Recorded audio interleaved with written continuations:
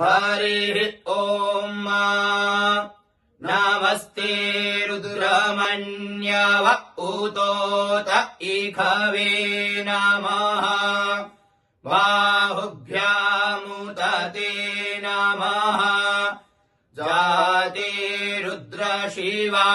तनूरघोरा पापकाशिनी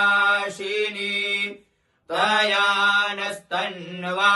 शन्तमया गिरिशन्ताभिचाकशीः जामिखुङ्गिरिशन्तहस्ते बिभर्ख्यस्तवे श्रीवाङ्गिरितरताङ्कुरुमा हिग्गोसीः पुरुखम् जगत शिवेन वचसा त्वा गिरिशाच्छा वदामसि यथा नः सर्वमिज्जगदयक्ष्मग्गो सुमना असता अधियवोचदधिवक्ता प्रथमो दैव्यो भिखका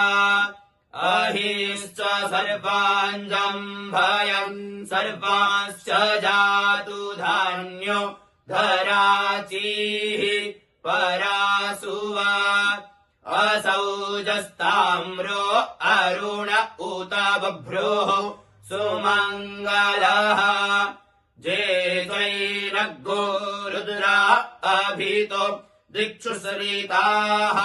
सहस्रसो वैखागुहिर्द इमहे असौजो वसर्पति नीलगरीवो विलो